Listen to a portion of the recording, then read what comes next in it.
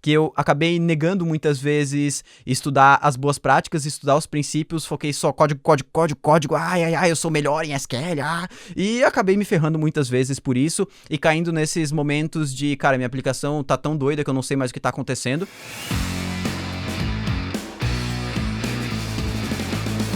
Fala Dev, beleza? Mais um Code Drop aqui pro canal e hoje eu tenho aqui um papo muito sério para conversar com vocês sobre algumas dificuldades que eu enxergo na grande maioria dos programadores, principalmente os programadores que estão partindo de um momento iniciante para um momento mais pleno, que são os princípios da programação. E eu não tô aqui para falar sobre Solid, eu não tô aqui para falar sobre DDD, não tô aqui para falar sobre Clean Architecture, Hexagonal, Onion ou qualquer um desses conceitos um pouco mais avançados que você vai utilizar em algumas aplicações não. O Solid talvez quase em todas. Mas o que eu estou trazendo aqui são 3 princípios que eu acho que são indispensáveis de conhecimento para qualquer programador, independente da sua área, seja back-end, front-end, mobile ou full stack, tanto faz. São os princípios DRY, Don't Repeat Yourself, que a gente vai falar. E eu trouxe esse princípio não porque ele é difícil de entender, mas muita gente confunde o que esse princípio quer dizer. A maioria das pessoas acham que Don't Repeat Yourself é não repetir código, e não tem nada a ver com isso. Eu vou falar o que é. A gente vai falar sobre KISS também, que não é beijo, na verdade. KISS é Keep It Simple and Stupid, né? Mantenha isso simples e estúpido, e idiota, ou qualquer coisa assim. Então a gente vai falar sobre isso e a gente vai falar sobre o terceiro princípio que eu também acho extremamente importante para qualquer programador, que é o IAGNI, né? Eu fazendo aí lendo a sigla. Mas esse IAGNI, ele significa You Ain't Gonna Need It, ou seja, você não vai precisar disso no futuro. Então bora lá pra gente falar um pouquinho sobre esses 3 princípios e ver como que eles podem te ajudar aí no meio, no seu andar, no percorrer aí do desenvolvimento da sua aplicação. Bora lá. Então tranquilo, agora eu já tô aqui na minha máquina com o meu Visual Studio Code aberto aí, a minha casa do desenvolvedor. E hoje o que a gente vai conversar então são sobre esses 3 princípios da programação. Lembrando que existem vários outros princípios da programação, a gente pode destacar aqui também entre os mais famosos, o Solid, né, que são um conjunto de 5 princípios que eu não vou falar nesse vídeo, mas se vocês gostariam de mais vídeos voltados à arquitetura, falar sobre princípios, falar sobre boas práticas, deixa um curtir nesse vídeo para eu saber que ele foi relevante para você, assim a gente consegue medir os vídeos que estão sendo mais agradáveis para a audiência, e também um comentário falando sobre alguns princípios, algumas arquiteturas que você às vezes já ouviu falar e não entendeu ainda exatamente o que se trata, né? Eu tô numa pegada de conseguir trazer mais conteúdo sobre isso no canal, porque eu vejo que a galera pede, né? Apesar de eu achar que a maioria dos programadores no começo, principalmente quando está começando, não necessita saber de tudo isso ao mesmo tempo. Os princípios sim, mas as arquiteturas não.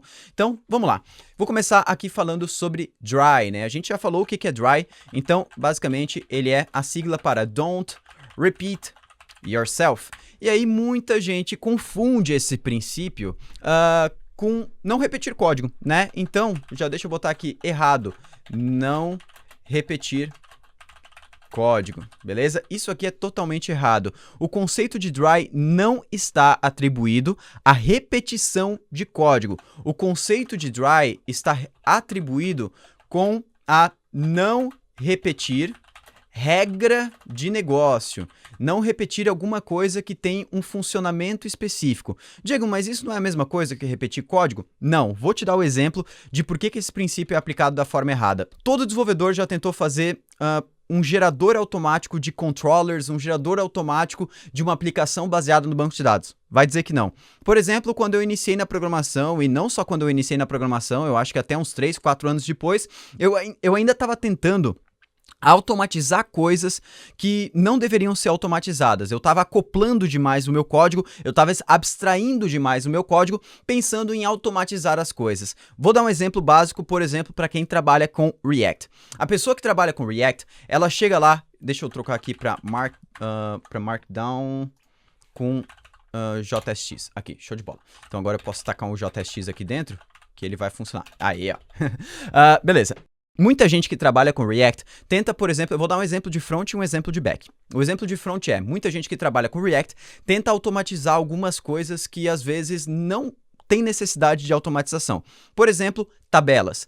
A pessoa olha lá e vai desenvolver um sistema que tem várias tabelas dentro do sistema. Aí a pessoa, cara, toda tabela eu vou ter que criar uma tabela vou ter que tacar um T-head dentro dela, depois o T-body e depois preencher cada campo. Aí o desenvolvedor pensa, não, cara, eu vou fazer o seguinte, eu vou criar um componente super automatizado, super mágico, que eu vou passar aqui para minha tabela as colunas que eu quero. E aí eu vou falar que eu quero aqui coluna nome, e aí eu vou passar um outro objeto chamado data, que tem todos os dados da minha tabela. Isso aqui vai construir a tabela toda. Puta, vai ficar bonito demais, cara. Meu, isso aqui vai facilitar. Aí ele constrói uma tabela, funciona lindamente. Aí ele vai construir a segunda tabela e aparece uma exceção. Aparece um campo ali daquele data que não era pra estar assim. Aí, beleza, aí já começa a ficar um pouquinho diferente. Aí ele vai ter que botar uma propriedade a mais. Parse data, que recebe uma função que vai receber o nome da coluna e aí vai retornar. Então, se ela for a coluna do tipo nome, aí eu já preciso retornar isso aqui de uma maneira diferente. Beleza, aí funcionou para o primeiro caso e funcionou para o segundo caso. Aí vamos supor que seja isso, o sistema comece com duas tabelas. Vai chegar um momento que aquele desenvolvedor vai precisar dar uma manutenção no código, né? Ou vai chegar uma outra pessoa e vai dar uma manutenção no código. E aí essa pessoa recebe a tarefa de simplesmente trocar a forma com que aquela tabela é exibida em uma página específica. A tabela antes ela mostrava tantas colunas, agora ela não pode mostrar isso, agora a tabela vai ter ordenação. Então, tem uma tabela específica que ela vai ter uma ordenação por uma coluna específica. E aí, basicamente, esse componente ele tá tão mágico e tão abstraído, uma coisa muito automatizada, que fica impossível a gente conseguir manipular uma tabela de uma forma direta. Ah, Diego, mas tu pode criar aqui uma opção, sort, e aí, sim, mas só que tá entendendo que fica muito mais difícil a gente dar manutenção nesse código depois que ele tá automatizado demais. Então, esse aqui é um dos exemplos do front-end. Por que eu tô dando esse exemplo? Porque a gente sofreu com isso não faz muito tempo aqui dentro da Rocket. Então, assim, são coisas que a gente tem que cuidar. Vamos falar um pouquinho no back-end, o exemplo clássico que todo desenvolvedor acaba cometendo, né? Todo o erro que a maioria do desenvolvedor acaba cometendo. Você tem uma tabela no banco de dados. Usuários, né? Essa tabela tem o nome, tem o e-mail e tem o password. Tranquilo. Aí você vai lá e vai criar todo o CRUD desse registro aqui, né? Então você vai ter que criar a criação de usuários, a leitura de usuários, o update de usuários e o delete de usuários. E aí você percebe que isso é muito padrão. Toda a entidade da sua aplicação ela vai ter que ter criação, leitura, update e delete. E aí você tem a grande ideia, a magnífica ideia de criar um controller ou service, ou como você queira chamar, o repositório, independente, depende muito da camada que você está tratando, que vai automatizar esse processo. Então, vai ter lá o nosso CRUD Controller. O CRUD Controller é um controller que automaticamente já implementa todos os métodos. O index lá, o show, create, update, o delete. E aí os outros controllers, eles só vão estender esse controller aqui e automaticamente já vai ter todos os métodos prontos. Criação, leitura, delete. E aí, novamente, vai chegar um momento, né? Aí pro comecinho do seu software, talvez para ti esteja beleza. Vai chegar um momento que a gente vai começar a ter exceções. Ah, Diego, mas daí é só eu sobrescrever um método. Tá, beleza, só sobrescrever um método. Mas daí vão surgir exceções que vão ter models, por exemplo, na sua tabela, que eles não vão ter um método desse aqui. Update, por exemplo. Eles não vão ter atualização. Tá, mas daí é só eu criar uma exceção, criar um CRUD Without Update Controller. Tá vendo que chega um momento que para de fazer sentido as coisas? Então, assim, a gente já conversou sobre isso em alguns outros vídeos do canal. Muitos outros youtubers, muitos outros canais aqui do YouTube falam sobre isso, que é a questão da otimização prematura. Então, você tá querendo automatizar um código, deixar ele mágico de uma forma totalmente prematura. E eu sou uma pessoa totalmente contrária a isso. Eu prefiro muito mais um código extremamente verboso, que seja muito fácil eu ler e remover e adicionar coisas dentro dele de uma forma muito prática e entendível, com consiga ler o código e saber exatamente o que está acontecendo, do que funções mágicas que me retornam retornos mágicos que eu nunca sei exatamente como manipular aquilo ou como transformar aquilo da maneira que a tarefa está me pedindo. Então pensem muito bem antes de tentar não repetir código, antes de tentar automatizar as coisas demais, antes de criar funções mágicas, que eu geralmente chamo para esse princípio. A questão do princípio de dry, e por que eu entrei nisso tudo aqui, é a questão de não repetir regra de negócio. E o que eu quero dizer com isso? Imagine que na sua aplicação você tenha o cadastro de usuário. Toda vez que um usuário é cadastrado, ele recebe um e-mail de bem-vindo, um e-mail de cadastro na aplicação. E aí, tem duas formas de um usuário ser cadastrado. Um administrador pode cadastrar ele, por exemplo. Vamos supor 3 formas. A integração com um sistema de compras, por exemplo, um Hotmart da vida, que o usuário adquire um curso e você recebe uma chamada para cadastrar ele na plataforma, ou o usuário pode criar uma conta dele. Ou seja, são 3 origens que o usuário pode ser cadastrado. E aí vamos supor que você faça lá a criação do usuário nessas 3 origens e você coloque o envio de e-mail também repetido em cada um desses. Ou seja, tem uma regra de negócio que é: toda vez que o usuário é cadastrado na plataforma, ele deve receber um e-mail de bem-vindo, que está repetido em 3 sessões. O que a gente geralmente faz nesses casos? A gente isola a criação de usuário, né? E aí, dependendo da sua arquitetura, pode ser chamado de várias coisas, pode ser chamado de use case, pode ser chamado de service, pode ser... Tem várias nomenclaturas que a gente pode dar, ou várias arquiteturas. A gente pode utilizar algo focado em event-based, ou seja, eu disparo um evento falando, ó, o usuário foi cadastrado, e aí alguém ouve, né, a interface ali de e-mail ouve e envia o e-mail. Tem várias formas de fazer, mas o que eu quero dizer é que esse envio de e-mail, por exemplo, que é uma regra de negócio, deveria estar isolado, junto com o cadastro de usuário. Assim que o cadastro de usuário seja feito, independente de onde ele seja feito, esse e-mail tem que ser disparado, beleza? Então, essas coisas são diferentes. Automatização demais ou duplicar regra de negócio são coisas totalmente diferentes e por isso que você tem que cuidar. Então, esse é o primeiro conceito e eu diria que até um dos mais importantes na questão dos princípios da programação. E agora a gente vai falar sobre o segundo conceito e o terceiro, que eles são mais simples. Eu vou dar um foco um pouco menor neles, e não é que eles não são importantes, é só porque eles são mais simples. O conceito de KISS, que basicamente é Keep It Simple and Stupid, ele basicamente fala o seguinte: mantenha o que você está criando simples e estúpido. O que quer dizer o estúpido? Não é para ser uma maneira grosseira de falar, mas estúpido quer dizer que qualquer pessoa consiga ler o código que você está criando. Ele precisa ser um código estúpido, estupidamente fácil, estupidamente simples de entender. Ah, Diego, mas o meu código eu estou criando com todos os padrões e boas práticas. Não interessa se tu está utilizando todos os padrões e boas práticas. Se o teu código não está simples de entender, é muito ruim. O que eu quero dizer com alguns pontos de simples de entender? Tem muita gente que quer, por exemplo, colocar as variáveis de uma maneira menor para o código ficar menor. Ah, o meu código é menos verboso. Eu escrevi 5 linhas. Eu vi até um post nesses dias no Facebook que eu fiquei, cara, não faz sentido nenhum isso. Que era mais ou menos assim: o desenvolvedor sênior chega para o desenvolvedor júnior e fala: nossa, eu consigo escrever esse teu código de 20 linhas em 4. Tá ao contrário, cara. A pessoa que escreveu em 20 linhas provavelmente é muito mais sênior que esse que vai escrever em 4. Porque o código ele precisa ser simples. Isso não quer dizer que você precisa ser verboso de forma proposital. Mas você não pode ser não verboso e impactando na experiência de quem está lendo o seu código. Eu vou dar um exemplo muito simples, que é quando alguém, por exemplo, faz lá no JavaScript alguma função. Aí é function, por exemplo, show user information, né? E aqui eu recebo um parâmetro data. Beleza, data. Aí, tranquilo. Aí eu faço data.map.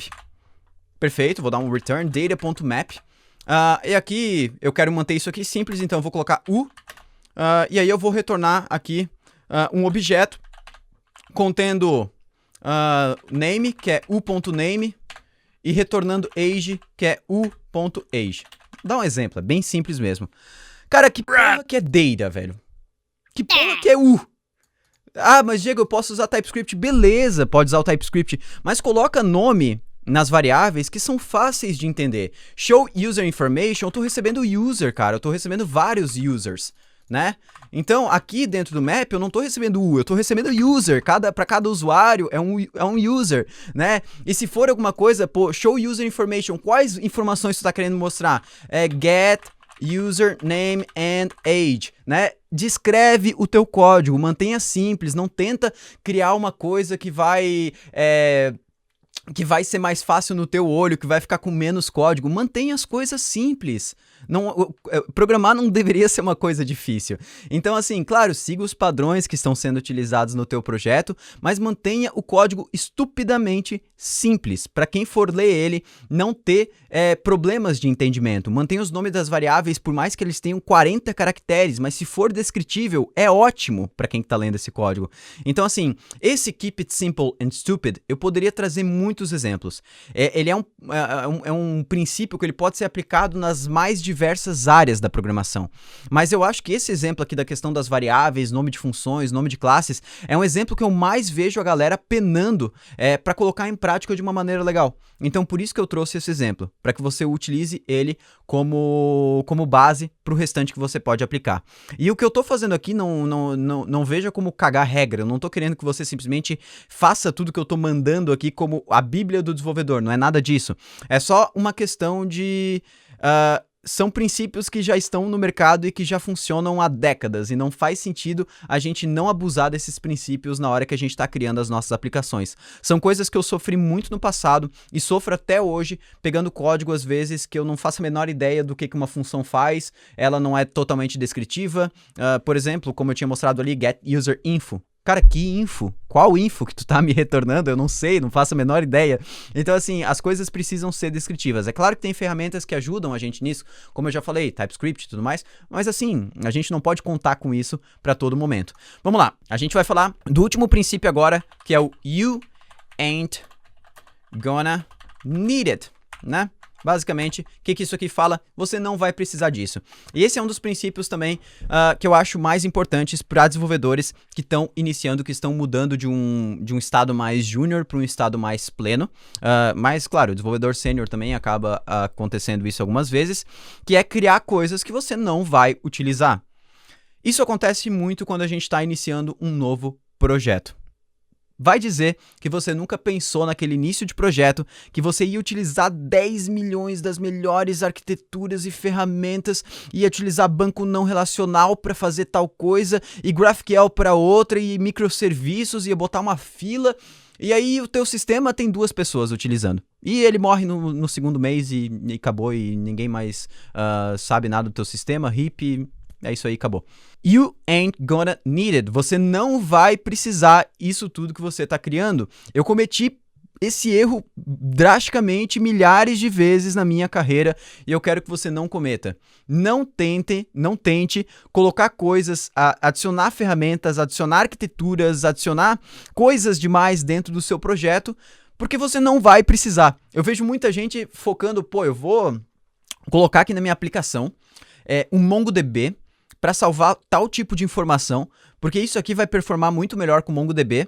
Aí a pessoa demora uma semana para adicionar essa informação dentro do Mongo, porque ela não tinha conhecimentos com Mongo e tudo mais, e aquela feature que ele desenvolveu nem tem tanto registros assim, poderia ir muito bem para um Postgres, ele nem sabe para que está adicionando o Mongo, então você não vai precisar disso, não adiciona o Mongo porque é bonitinho, porque a logo é legal, porque eu posso ver 2 bancos de dados diferentes funcionando, eu posso falar para meus amigos que eu integrei SQL, não SQL no mesma aplicação, você não vai precisar disso. Então assim, isso entra muito com o Keep It Simple and Stupid, que é a questão de, cara, mantenha as coisas simples. Não tenta adicionar 1000 coisas dentro do seu código que você não vai precisar. E outra coisa que eu vejo muita gente cometendo erro é a questão de querer focar em arquiteturas distribuídas como microserviços, como serverless, e nunca construiu a aplicação monolítica inteira, nunca construiu um monolito que tenha mais do que 1000 pessoas acessando. O microserviço não é uma coisa que você tem que iniciar desenvolvendo a sua aplicação pensando nisso, a não ser que você seja o expert de programação, de back-end, de arquitetura. Então, assim, a gente vê a grande maioria das empresas, como o próprio Uber, Netflix, LinkedIn, o PayPal, o próprio Nubank aqui do Brasil, trocando de uma arquitetura de um monolito para microserviços depois de muito tempo, depois de entender o que funcionava e o que não funcionava. E aí vai você lá, programador, trabalhando 4 anos e vai construir direto a primeira aplicação com microserviços, porque leu num post que microserviços é a melhor solução para todo tipo de aplicação. Não é, você não vai precisar e só vai te dar dor de cabeça. Então assim, esse vídeo, ele acabou sendo meio que um puxão de orelha, mas não era pra ser desde o início, eu só queria mostrar esses princípios, que são, esses princípios aqui, na verdade, eles são puxão de orelha, né? Outros princípios, como princípios do Solid, daí não são mais princípios de boas práticas, mas os princípios de Dry, Kiss e Yagni, pra mim, são princípios focados em puxões de orelha, porque são princípios que vão fazer você pensar antes de construir a sua aplicação. Eu acho que o melhor momento de aplicar esses princípios é antes de desenvolver a aplicação, enquanto está desenvolvendo. Porque depois que a aplicação já está desenvolvida, se ela não foi desenvolvida pensando nesses princípios, é uma dor de cabeça do caramba conseguir depois se encontrar lá dentro, e provavelmente você vai cair naqueles momentos de, cara, é melhor refazer isso aqui do zero. Vai dizer que você, como desenvolvedor, nunca caiu nisso. Cara, isso aqui... eu tenho muita vontade de fazer isso aqui do zero. E tu não sabe por quê. Tu acha que começar do zero aquela aplicação vai melhorar ela totalmente, que você vai conseguir finalmente aplicar tudo que você aprendeu até ali, que vai ficar muito melhor da segunda vez. E não adianta, se você não estudou os princípios da programação, se você não sabe exatamente onde que você errou, vai cair no momento que vai ficar... a mesma merda, desculpa falar. Mas assim, eu tô falando isso não como uma bronca pra você, mas é uma bronca meio que pro Diego do passado, que eu acabei negando muitas vezes estudar as boas práticas, estudar os princípios, foquei só código, eu sou melhor em SQL, e acabei me ferrando muitas vezes por isso, e caindo nesses momentos de, cara, minha aplicação tá tão doida que eu não sei mais o que tá acontecendo, e tenho medo de botar alguém aqui dentro pra dar suporte, porque eu tenho certeza que a pessoa não vai entender nada que tá sendo escrito ali dentro. Então assim, os princípios ajudam a gente a seguir boas práticas na programação e ajudam o nosso código a ser mais manutenível. Desculpa se isso aqui foi um puxão de orelha que você não queria ter tido nesse momento, se isso aqui foi um vídeo que não era pra você, mas se esse vídeo te ajudou de alguma forma, pelo menos deixa um curtir aí embaixo ou compartilha com uma pessoa às vezes que você gostaria de compartilhar esse conhecimento sobre princípios da programação, principalmente focado no Kiss, no Yagni, no Dry. Lembrando que eu não trouxe todos os exemplos desses princípios, eles são muito mais vastos do que eu trouxe aqui, mas como é um code drop, eu não vou ficar aqui 2 horas falando sobre isso. Mas se vocês gostariam de mais conceitos, mais conteúdo sobre princípios, sobre Solid, sobre arquitetura, sobre DDD, sobre Clean, sobre qualquer coisa que a gente pode trazer aqui, deixa aí nos comentários que com certeza eu vou trazer vídeos sobre isso, explicando sobre quando utilizar ou quando não utilizar, porque tem casos também sim que não vale a pena utilizar essas arquiteturas mais robustas. Eu vou ficando por aqui, um grande abraço, valeu!